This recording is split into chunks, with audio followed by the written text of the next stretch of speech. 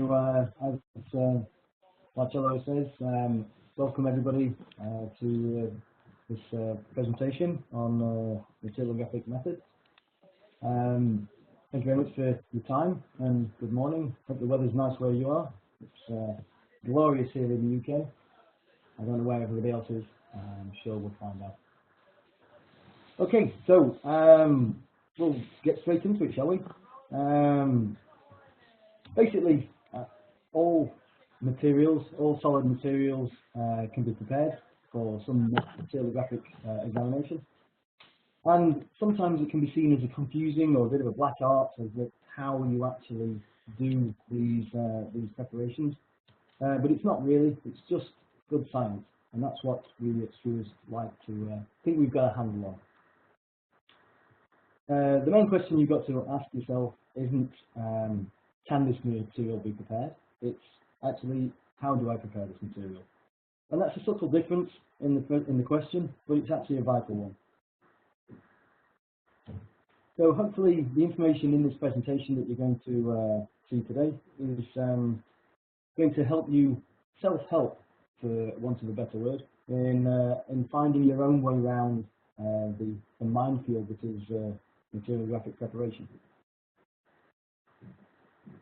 What I want to state though is that this isn't a one-stop shop. This isn't the only thing that you can do.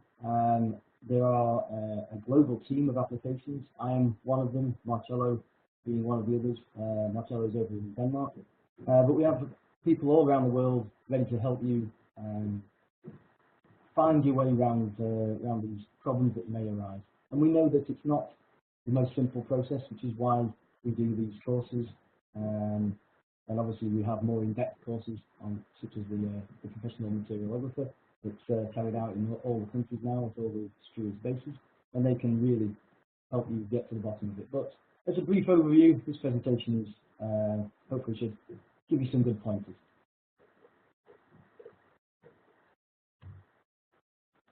Okay, so to make it easier to select the correct preparation, we need to divide the materials that we're trying to prepare into subgroups. And these subgroups correspond to their behavior during mechanical abrasion. Mechanical abrasion is where you are rubbing your sample against a preparation surface. So with that silicon carbide, aluminium oxide, diamond, any of those preparation surfaces, that's the interaction that we need to look at. The main criteria for the characterization is the hardness and the ductility of the material. All materials have some level of ductility. Some have got a very small amount of ductility, but some have got a lot more. And depending on how much ductility we have, determines which surface choice we might need and which consumable we might need.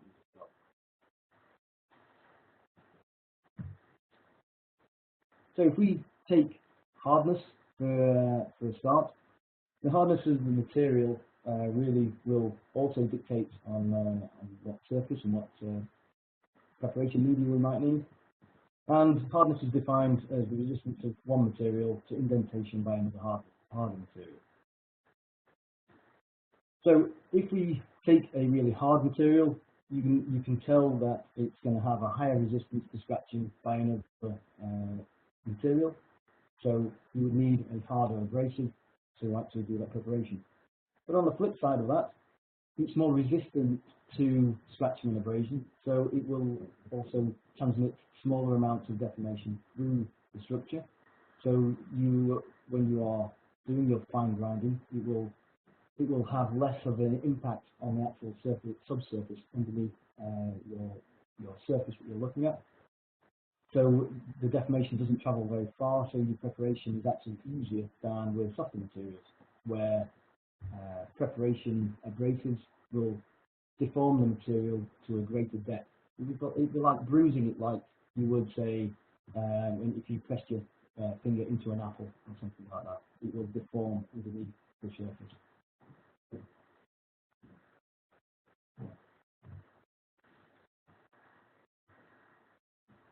So we look at these two pictures, obviously these are giving you two extremes for the for ductility. The one on the left showing chewing gum, so that's got a very high level of ductility, and the one on the right showing a ceramic pot, so showing a very low level of ductility. So the way these two different types of materials will interact with a surface are very, very different, and this ductility can causes various issues when we're doing preparation, because it can make you start trying to chase deformation through a surface if you are putting too much damage in at each stage. Sometimes if you have material with very high levels of ductility, you may need to oddly skip steps, such as titanium.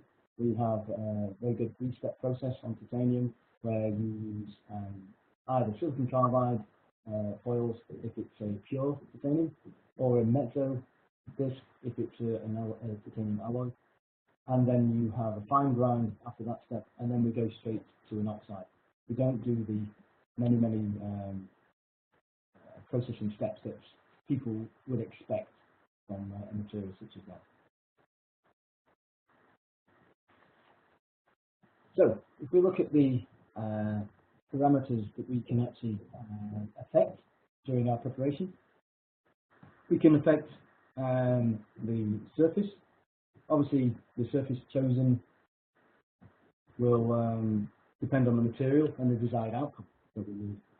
The harder the surface that we are trying to prepare with, the flatter the surface of the sample that you will get at the end of that. The softer the surface, the more relief you might get. But the softer the surface gives you better scratch removal, so you do need to have a soft surface on there at some point if that's what you need to get to. It really depends on what your outcome actually is though. If you're doing just preparation for a hardness test, you need, we would say that you don't need quite as good a scratch-free surface as if you are examining my structures. The abrasive type, there are three main types of abrasives that we use here at Struers. We use silicon carbide, alumina, and diamonds. Those are the three, and the choice really comes down to, yet again, the hardness of the material being prepared. And typically, we like using abrasive that's at least twice as hard as the material being prepared. So, for example, if you are preparing aluminium, then silicon carbide will prepare it absolutely fine. If you're preparing something like silicon carbide, obviously you need diamond to prepare that, because you can't prepare silicon carbide with silicon carbide, because you will damage the abrasive as much as the surface you're trying to prepare. The grit or the grain size depends on the finish that we require, and depends also on what previous step was. We do need to go through various different steps, and if you try and take too big a jump, then you may not remove the deformation that you put in from the stage before. But if you put too many steps in, then you may be overdoing things a little bit. Traditionally, people would use many different grades of silicon carbide to grind, and this is still used today, but with more and more automatic machines that can control the load and the speed and the rate of grinding, that running every step has kind of disappeared to an extent. Certainly within Struers, we like to try and skip some steps where we can. We want to make things simpler, and if you can cut out a grinding step, then it makes things just that little bit easier. It saves you a cleaning step and some consumables as well. Lubricant. Typically, certainly the way I like to do the preparation, I like to use a lubricant and abrasive in a ready mixed suspension. Now what that means is that here at Struers we use the Diapro or Diaduo range of diamonds. The Diapro is our flagship diamond consumable, and it has the correct dosing of diamond and lubricant mixed in one mixture. And what that does, it allows you to only have to dose that one one item.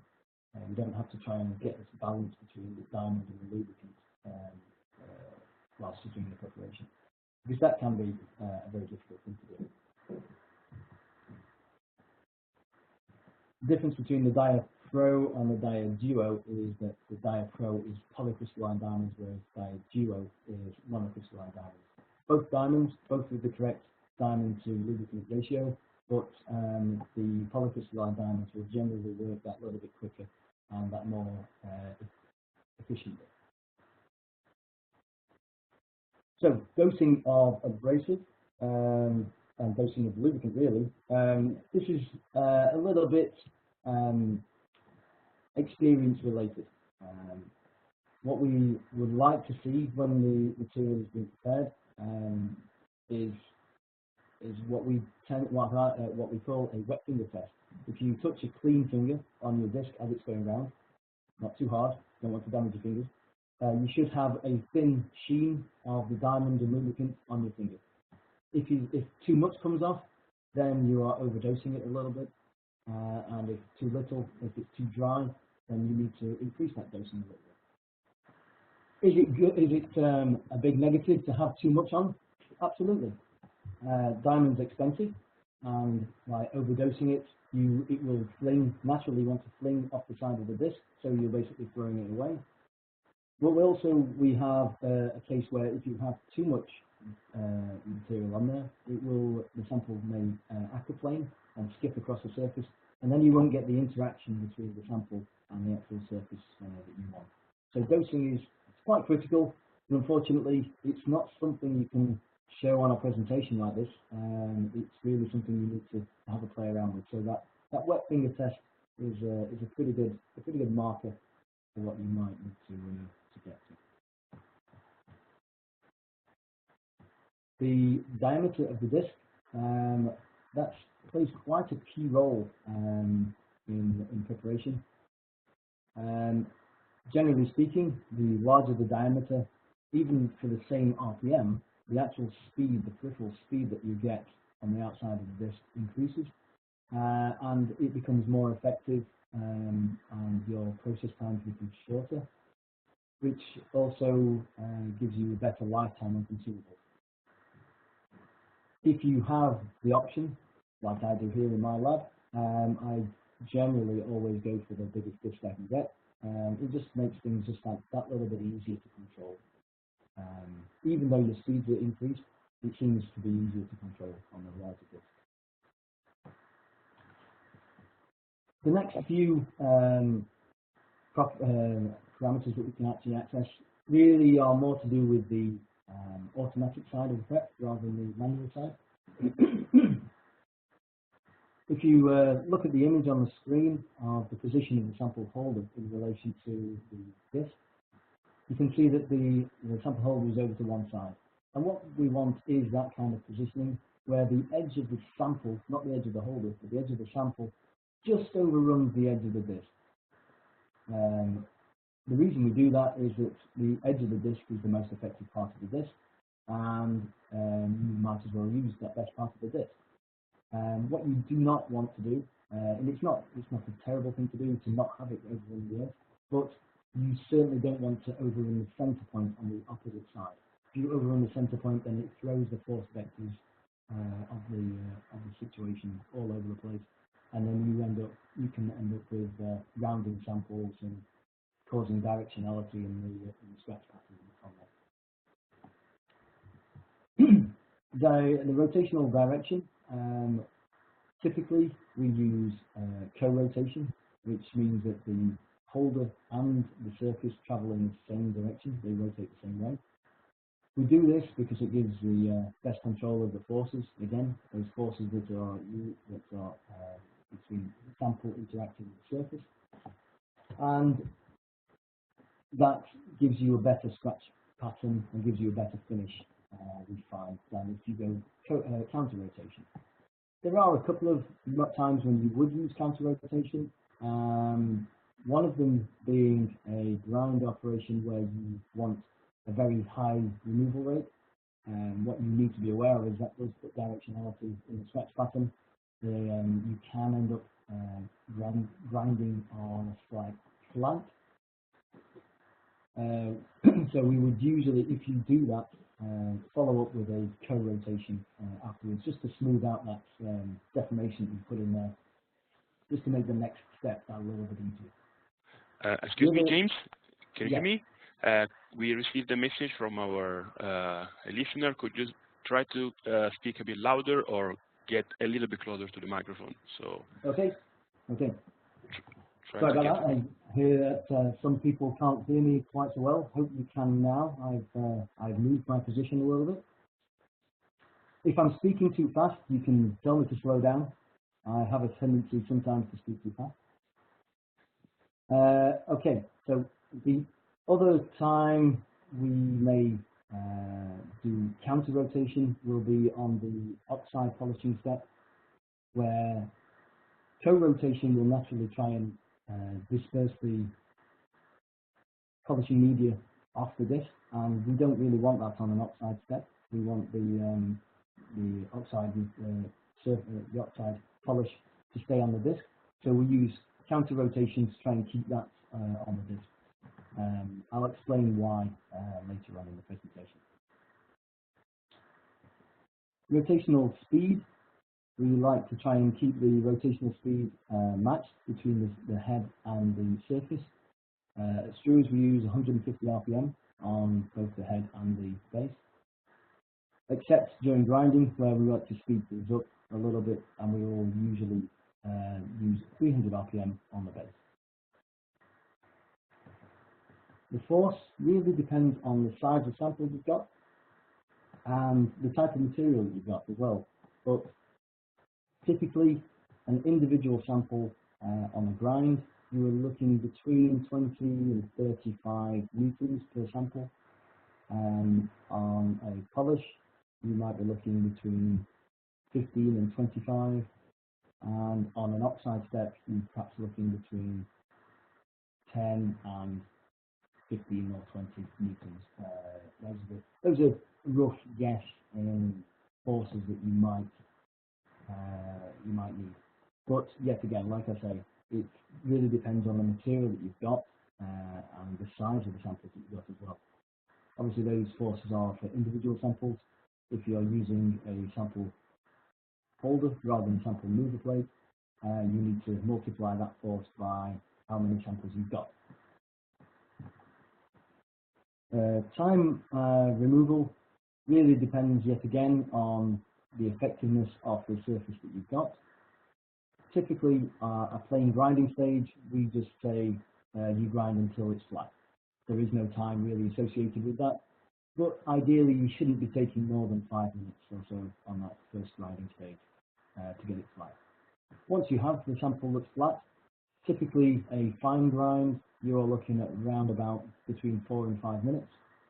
A diamond polish between 2 and 4 minutes, and for an oxide step between 1 and 2 minutes. So if you just do one of each of those steps, you can see that the process time shouldn't really need to be much more than 30 minutes, including cleaning stages. I hope you followed all that. There's a lot of information on that slide. So the Struers preparation philosophy is one of systematic preparation, and we can do that via what we call a metalogram. We have various Metallog methods that we have access to, and we will get into that in just a moment.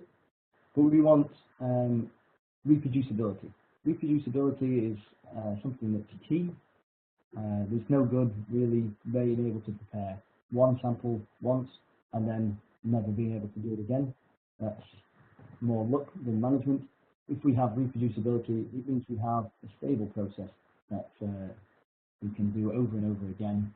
And in fact, we can do different people can use the same thing and get the same output, which is key.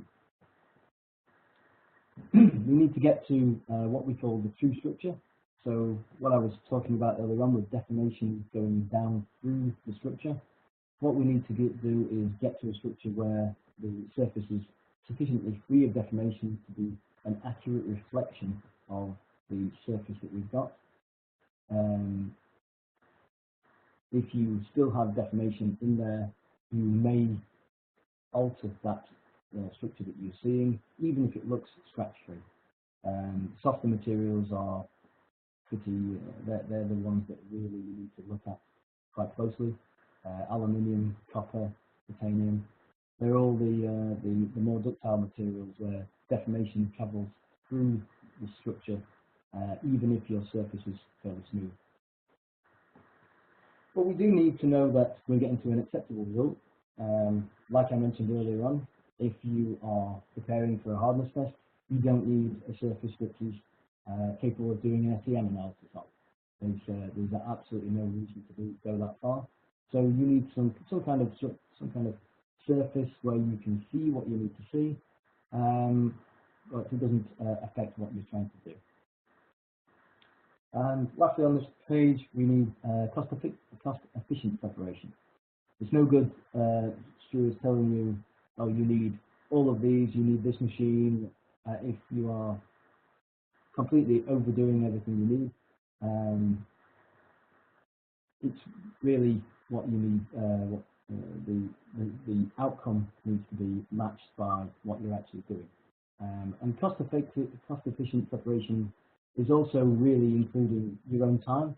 It's no good spending all day preparing one sample if there's minimum payback for whoever you're doing the work for. If you're obviously in a university, then that's slightly different. You need to keep on working there until it's right. But if you are in industry, one person preparing one sample per day is probably not going to be a cost-efficient preparation, no matter how good it actually ends up being. So, at Struers, we like to think that we've been doing this for quite a long time, and we think we've got a pretty good handle on materialographic preparation. We've had a look at an extremely large spectrum of materials, and we think we've documented quite a number of them. So from the outcome from all that gave us something called the Metallographic, which is this fancy graph on the right hand side, and it's a graph which really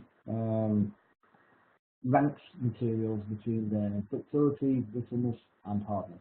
So the x-axis along the middle is the hardness increasing, the y-axis on the left increasing is ductility, and on the right decreasing is brittleness. Now all materials should fit into somewhere on that graph. For example, something like steel will have some kind of medium hardness and some level of ductility, which will put it somewhere in the area in the middle upper area, which is kind of it's coloured in like yellow colour. That is method B, and I'll explain some of those in just a moment. Now we used to print the Metalogram. We used to be able to get the book from Struers, but we don't print these out anymore, unfortunately. So if you've got one, keep hold of it. They are invaluable. But the reason we don't print them anymore is because we keep coming out with newer, fancier ways of doing things, and so we would have to get people to return the books and change them, and that just adds a complexity that we didn't have time for. So what we did instead, we now have an e-Metalog, which is part of the eShop, and I've got a link to that. I have the web address for that in just a moment. But basically, it puts everything from the Metalogram actually onto the website. Like I say, it's part of the eShop. You just need to register on the eShop with an email address, and you get access to almost every material preparation that we've ever done. You can then search through different materials according to their names or their properties, and find a preparation method that might suit. At the bottom of this slide, we have just a note about the application notes that we have. Sometimes we have certain questions that get asked over and over again, and At some point, we have case studies which we think might be of use to customers, so they become what we call application notes. And there are quite a few of these knocking around. I'll show you where to find those as well in just a moment. But they are quite useful. They include, like this one shows, thermal spray coatings, but we have some on microelectronics, some on titanium alloys, some zinc plated alloys. Lots of different topics that might be useful to know. So, a closer view of the metalogram. Like I said, the x-axis across the middle is an increase in hardness, which corresponds to this number down here. So, around about 30 Vickers on the left-hand side, up to 2,000 Vickers on the right-hand side. And if you increase the brittleness, so if you have some kind of very hard, very brittle ceramic, you are looking in this G method, and something that's very soft and very ductile, you might be looking in the A method. So, for example, we might have copper or zinc, lead or something over in this A column, and something like aluminium oxide in the G method. Obviously, to use this diagram, you've got to have some idea of the properties of your material, but most people will know whether your material is brittle or ductile. The problem comes a little bit when you've got something somewhere near the middle. If you've got a material that someone might say, oh, it's quite ductile, some might say it's quite brittle. It really depends on their background and what they're used to doing. So that can sometimes lead to a little bit of confusion, which is where the e-Metalog may come in handy. So all the materials that Struers have been preparing, we kind of broke down to these 7 methods. They go A to G, and they are all tried and tested. They generally give you a good starting point for most preparation on most materials. The 3 in the middle, the X, Y, and Z methods, are actually more specific examples which we will come on to in this moment.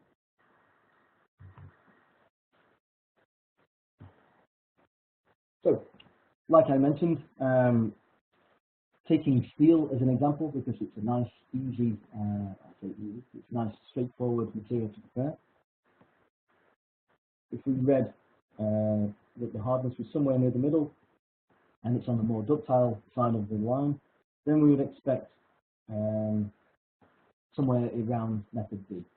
Now, in the Metallog guide, this is what method B would have shown you. So you have a step with a surface, an abrasive, a grit size, any lubricant that might be needed, an RPM, force for each specimen, and a time. And it gives you basically a recipe for grinding and polishing. You can see on this one we have an MD piano for the plain grinding, an Allegro for a fine grind, an MD deck for a polish, and an MD chem for an oxide polish. That method works quite well, but it's not the only way to prepare steel. Typically, I find that Allegro sometimes can be a little bit too aggressive, so I would switch to an MD Largo. That's just a personal taste. And also, if I don't require a sample that's absolutely perfect, I may not do the chem step at all, and the MD DAC, I would switch to something like an MD Plus. Still using a 3 micron, but the Plus is a much softer cloth, so it generally removes the scratches that affect what I'm wanting to look at. So, like I say, these methods are really a guide. They should get you somewhere near, but they may need some kind of fine-tuning because it really depends on the exact composition of the materials that you're doing. So even if we take steel as an example, there are so many different compositions of steel that various things need fine-tuning. The harder the steel, oddly, the easier it is to prepare. So something like a tool steel or rail will prepare much easier than something like a boron-treated steel that's much softer.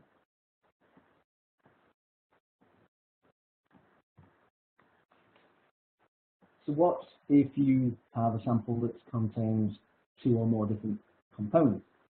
If you have a material with a softer matrix and a harder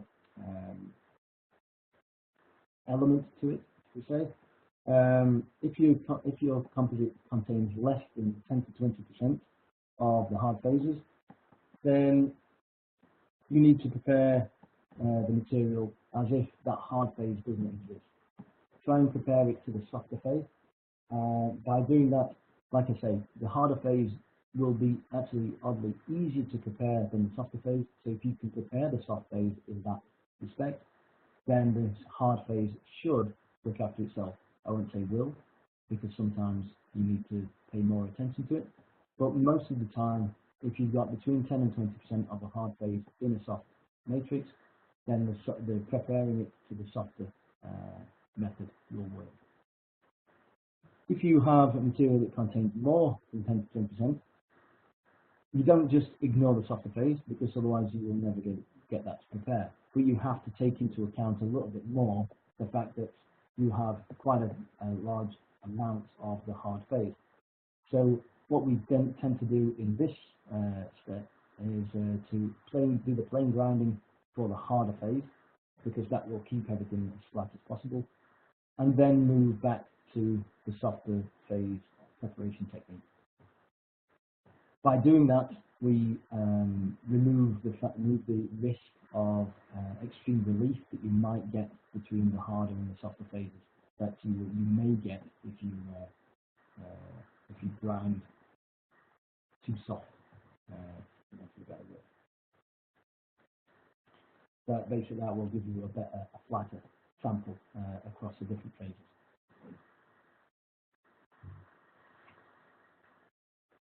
So the e-Metalog, like I say, is part of the e-shop, and the web address is there. So it's part of the Struers website. Then there is a link to the e-shop. As you can see, this is a picture of the main site. The e-shop is tabbed here, so just saying e-shop. And when you open that, it actually gives you somewhere to log on. And once you've actually registered, you get access to the e-Metalog guide, which is here, and you can break that down by ceramics, coatings, reinforced composites, electronic components, ferrous materials, mineralogical, non-ferrous materials, organic polymers, powder metals, and sintered carbide. And generally, most materials will fit into one of those somewhere.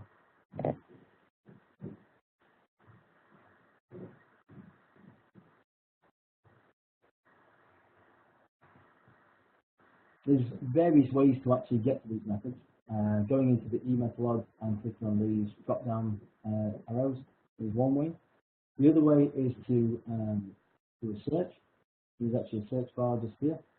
So you can actually type in your material, and that will link to one of the methods within here. So if you don't really know where your material sits, then sometimes a search bar there, just exactly the same as Google. Just do a search in there, and that will hopefully find you somewhere through. And there is also another way in, right at the bottom of the page. If you scroll all the way down, there's a line of text at the bottom called Methods and Materials, and that will also open a page which displays different material types associated with the Metallographic. You can see the Metallog guide is still in there, so that's book that's no longer printed anymore. The information that's contained in there is actually still available on the website. So if you open one of the methods,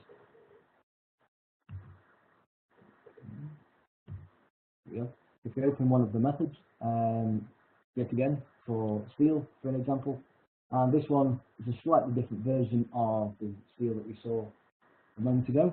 This one's still using a silicon carbide foil, so this is probably, because it's a low carbon, it's slightly softer. So the piano disc, which is a diamond embedded surface, may be a little bit too harsh on the soft low carbon steel. So we've switched back to a silicon carbide foil because it's a little bit gentler, with a second stage of a Largo, which is a slightly softer version of the Allegro. Still using the same diamond, but it's slightly more gentle. And then a DAC, and then a NAP for 1 micron. It has the optional chem step on the end, so the oxide step at the end. As Marcello says, welcome everybody to this presentation on metallographic methods. Thank you very much for your time and good morning. Hope the weather's nice where you are. It's glorious here in the UK. I don't know where everybody else is. I'm sure we'll find out. Okay, so we'll get straight into it, shall we? Basically, all materials, all solid materials can be prepared. Metallographic, a bit of a black art. So these it's just good stuff really at Struers. I think we've got a handle on. The main question you've got to isn't to be prepared. And that's a subtle difference in the question title one. So hopefully the information that you're going to finding your own way around is metallographic. Though is that there are both being one of the others ready to help you these problems that may arise. We do these for the professional for the Struers basis. A brief overview. This hopefully should make it easier to transfer into correspond to their behavior, mechanical abrasion, rubbing your sample size, aluminium oxide surfaces. That's the main criteria: hardness and the ductility. How much ductility we have, what this choice we might need, and which consumable. We take the hardness of the material will also depend on what surface and what ratio media we might need. This is defined as the resistance of one material and the harder material. If we take a tell that it's going to have a higher resistance to the material, so you would need a harder to do that preparation. So it will smaller amounts of depth of the structure. So when you are doing, you have less of an impact with subsurface underneath. The deformation doesn't travel. Preparation is actually in the materials, where preparation abrasive form the material to it'd be like bruising in your finger into an apple or something like that. It will deform underneath the structure. So if we look at these two extremes, ductility, one on the bottom, so that ductility, and the one on the right saying a level of ductility. So these two different types interact are very, very different. And this ductility can cause issues when you're doing preparation to chase the surface if you are in state. Sometimes if you have a high level of ductility steps, we have assess on titanium, either silicon clay pure titanium or a mezzo in alloy, and then after that step, and then we go straight to the many processing steps that people would expect as such as that. So if we look at the parameters that we can actually preparation. We can the surface chosen will depend on the desired output that we need. The harder the surface that with, the flatter you will get at the end of that. The more relief you might get removal, so a very soft surface on to get to. It really, we would say that this is good scratch free if you are examining my the abrasive. There are three main types of abrasive here at Struers. Alumina, those are the really comes down to yet again to the material being prepared. We like using abrasive that's at least twice. So if you are preparing silicon carbide, if you're preparing something diamond, not prepare silicon carbide with silicon carbide, which is what takes the surface. Size do we require, also on what previous steps. We do need to go through steps and take too big a jump, then you may not regret you put in from the stage. If you put too many steps, you're overdoing things. People would use many different grades to grind, but with machines that can control the speed, running at every step kind of disappears to an end within Struers. We like to try and skip some stuff to make things simpler, and if you can a grinding step, things just that little bit easier. It saves you a cleaning step and some lubricant. I like to do the preparation and abrasive being now what that means here at Struers Diapro or Diamonds, our diamond consumable, the correct dose and lubricant mixed in one, and what that does, you have to dose that one. You don't have to try and do the diamond and the lubricant whilst you're doing the preparation, because that can be a thing to do. The difference to UO is that the crystalline diamonds, whereas there's monocrystalline diamonds, both with the correct ratio, but crystalline diamonds will generally work that little bit quicker and that more. So dosage really is a little bit experience related. What we would like to see when we what we call a wet finger test. If you're on your disc as it's a finger, you should have a of the diamond finger. If too much comes off, then it a little bit. If it's too dry, that dosing a little bit. A big negative to have too little.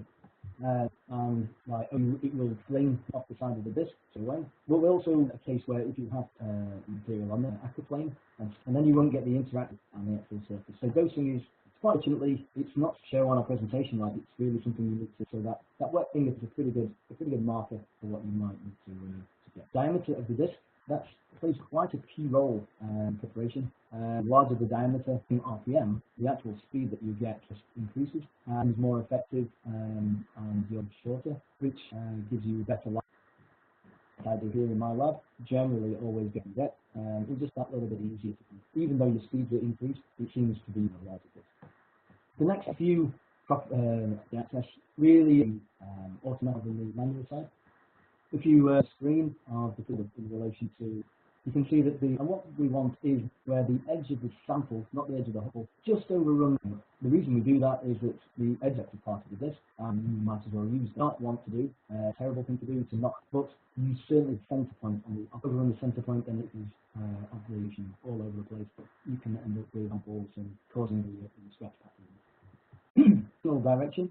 Typically, we use position, which means that and the surface direction they rotate the same way because it gives the forces again those that are between samples and gives you a better scratch, gives you a better finish.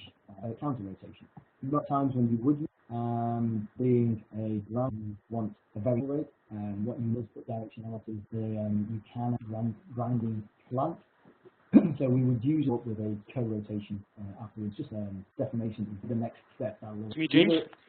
We received a message. A listener could speak a bit louder or be closer to the microphone. Okay. So sorry about that. Some people can't. I hope you can now. I move my position a little bit. Speaking too fast, you can tell me to slow down. Sometimes to speak too fast. Okay. So the time we do counter side polishing step. Co-rotation disperse off the disc, and the outside step we want the surface to stay on the disc. So later on in the disc. Rotation, keep the rotational speed between the head. At Struers we use the head and the base. During grinding, where we will usually RPM on the base. Force really depends what you've got as well. But looking between polish, you might be looking 5, and on perhaps looking between 15 or 20. Those are that you might need. But yes, it's on the material that you've got as well. Obviously, individual samples is older rather than sample new. You need to multiply that by the samples you've got. Removal on the effectiveness you've got. Typically, we just say time really associated. Ideally, you shouldn't be taking the first grinding stage. Sample looks flat. Typically, looking at around about 5 minutes. Polish between minutes and 3 minutes. So do one of each. Shouldn't really need to be much more. But I hope you followed all that. So the Struers systematic preparation, and we can do that Metallographic. The methods that we have access to into that. Reproducibility is something really very new, and then never that's more. If we have reproducible, a stable process effect, in fact, it can use the same thing and get the same. What we call the true structure earlier on with deformation. What we need to do where the surface to be an accurate of the surface, and if you may alter that softer materials are ones that really you need to do. Aluminium, all the deformation, the structure move. To know that we're getting to, I mentioned earlier on, you're preparing for a hardness test and SEM analysis. Absolutely no reason to do some kind of see and affect what you're actually on this page. Read preparation. There's no good is telling you machine if we're doing everything you need. It's by what you're actually cost effective, including your own time spending it all day. There's minimum payback. If you're obviously in the university, keep on working there. If you're in preparing one sample, probably not going to be a cost. For quite a long time. Pretty good handle on Metallographic. Had a look at materials, and we took quite a number of the outcome from which is graph on the right hand side, thickness and hardness. So the x-axis of the y-axis increasing is ductility, increasing is materials should fit into steel. We'll have some level of it somewhere in the upper area, in like yellow colour that is, and rule. Struers, but couldn't be down anymore. And one, keep hold of it, couldn't them anymore, is with newer fans, so we would have to put some changes in the line for. So what we did, we now have part of the e-shop, in just a moment. Put onto the web shop, you just need to register with an email address, every material, two different materials or properties, and have just a nav set up over and over again. I have case studies might be of use to, and there are quite a few. I'll show you where to at the moment, but they include coatings, but we have some on lots of different so the x-axis in the middle is an increase, so right side, and if you increase, or if you have some kind of very method, in your A method, so we might have copper column and G. Idea material is brittle somewhere near the middle. If you've got a material that depends on their background and what they're used to doing, which is where. So all the materials that 7 A to G tried and tested, a good starting on most materials. Methods, more specific examples which we will come on. So as an example, because it's red and it's on the more ductile, then we would expect now in the Metallog guide, this is what step with a surface might be needed, not in time. Now grinding and polish. I know the Allegro for a fine grind and an MD10 an oxide. Method works quite well to prepare steel, too aggressive, so I would switch. That's just a personal. Require a sample that's unstep at all, and do something like, and then put the pluses and ups that these methods should get you somewhere near. It depends on the position of the material that you're doing. As an example, the harder the steel, tool steel, prepare much easier than something like a bore sock. Have a sample that's constant. If you have a material matrix, if you're 20%, or you need to prepare material as if the softer phase. The phase will be in the softer phase, so if you bake, then they should look after itself, pay more attention to it. In 10 and 20% of the matrix, then bring it to the softer. If you have a material, you don't just ignore the soft, get that to prepare. Or the fact that a large to do in this step, because that will then move back to separation technique.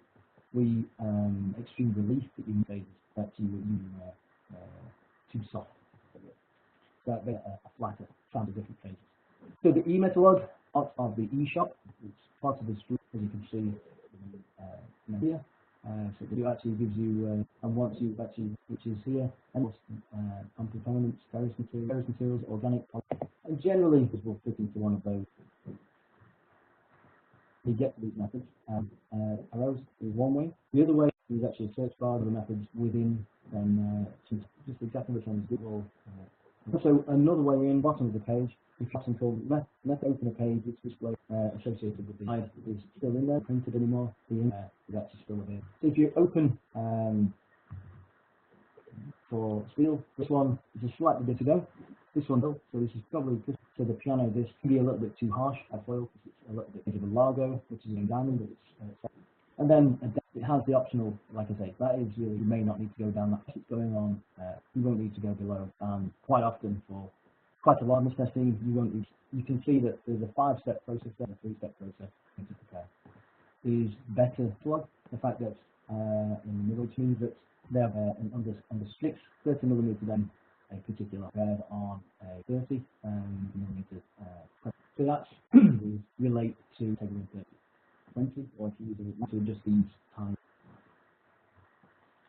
Notes on part of the main, but they're called library notes. I've got a slide show. All of these mainstream materials, and like case studies, that's a word. So they have a brief outline of what we want to better with, as a preparation section, what we use. So it includes some slides and exits, not enough materials to know what people use. They're nice watching little application notes, redex, this is to separation or outline. There is actually electrolytic covered in that can be methods are in there. It's also covered at the end of different sections for that for the main website. A header called brochure, and if you have a look, so if you're copper, electronics, microelectronics, nitride, stainless steel, the number of application notes, posting them all on our web, so everybody's got access. Side notes, all the materials, that's where they are contained within the library section of our main. Reminder of our preparation. Systematic preparation is what Struers trying to use, choosing the method that we go through the different steps to get. We want something that's reproducible, a one-off, and that's it. We prepare it in different operators, different machines. They all need to prepare this the same way and give you a reproducible effect. What are we talking about with acceptable? For example, if we look at some of these aren't very well prepared samples. I'm not going to convince anyone of anything else, but to see, these are all plating anomalies, and much point in doing any more preparation on obvious what's happening. Now, if somebody needed to investigate plating wasn't happening, they may need to go a little bit just to check, just a quality check to see if the plating, then this is go. So don't think that just because your sample is an image that you see in a textbook, it's no good, because that is not the case. What we're actually at a surface that is free requires surfaces that are free from artifacts, for deformations, scratches, blowouts, embedded grains, and there is many more, but we're not going into those today. Now we're not really going to go into these today because that's more of a troubleshooting guide rather than a direct method. But whilst we are on the subject, I thought I'd just include, we're looking at similar area of the website. There is actually a section in the knowledge how to try and get around these problems, and it will allow you to fine-tune your method. In the knowledge section of the main website, they're publishing, and if you open that, this page, which has a troubleshooter or how-to, a link that we might be running. But if we concentrate for a few seconds, basically it takes out all those artifacts. Really, it will ask you some questions about you've actually managed to do this, scratch a sample, why it's scratching, from it. If we have a look at something as just a bit of an example, it breaks it down in what's happening. So obviously we don't want this, we can't really define the edge very well. We want, if you are getting this picture on the left, not the one, you can actually know this kind of self-help, and it asks you various an explanation of stuff, and then also an idea of correct reaction. So it's quite a useful section site, and it gives you some self-help. So for graphic, polishing plots. Through Struers, you'll have noticed there is lots of different polishing plots available. Now, well, it really depends on the material you're preparing and what grade you're preparing it to. What we want is surfaces for soft surface to just give the sample the final. A very, very simple. Use a harder surface and get the sample sufficiently scratch free. Will go on your preparation. We've included the surfaces down the sides that we used on the e-Metalog. PG means FG means, well, that's with diamonds already on a diamond pad. Image with the diamonds being sprayed, add diamonds, so that would be a Lego or the diamond polishing surface that you spray diamond on. Most of the other surfaces that we have, and then OP for an oxide polish. Of the surfaces, and these slides are our various TPM costs. So but I found like a very useful overview. This is how hard the surface is, what abrasives we want to use on those, and what the application, what we're trying to do. So as you can see there, cloth is the hardest one. And we can use any 3 micron diamonds, and they're really polishing the hard material. The flatter that sample is going to be. I need to go through every single one of these steps if you want, but that seems to be a little bit overkill for what you make. The DAC is a universal polishing surface, a synthetic silk, and that one's used between. So that one gives you a very good pro range. We have a diamond that is formulated specifically for the DAC, which gives the best properties setup. That's all on 3 microns. There's nothing to stop you using a coarser grade or a finer. If we move a quick lot, so it starts with the mold, the mold felt. Obviously, yet again, we have a hardness rating on there, and what kind of abrasive we might want to put on the user, and the application after that. Well, we must. I have to emphasise that if you're wanting, you can't just go in with a very soft cloth, because you will get relief and edge rounding on very soft cloths if that's all you're using. So you really need to use a harder surface to try and keep things flat before you get to this point.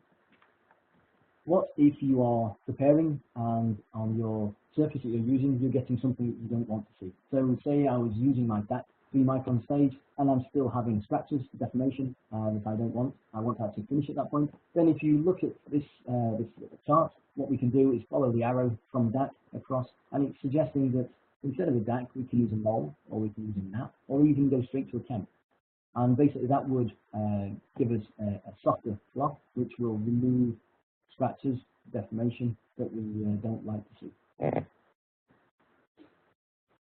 If you, on the flip side of that, if you have edge rounding or relief and you're using the DAC pad, then you can go from the left hand side to the right hand side. So it's aiming you up towards towards the plan or the Allegro or the Largo.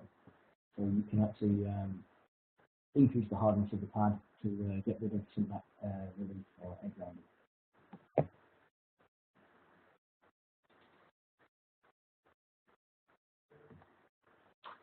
So, as a bit of a recap, as I appreciate times are getting on, we need to understand the properties of the material that we need to polish, which is ideally mainly the hardness and the ductility of the material, the characteristics of the different abrasives that we have, the abrasive techniques, and understand the influence that the material uses. So it's going to have an example over time and force and speed.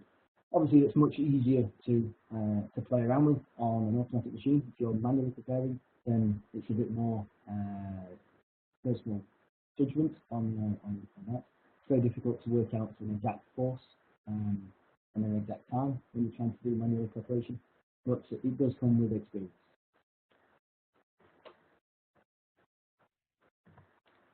So once we've actually selected our we know our characteristics of our materials, we need to select the appropriate plane grinding procedure. So as an example, silicon carbide paper or silicon carbide foils, they're still used to a great extent.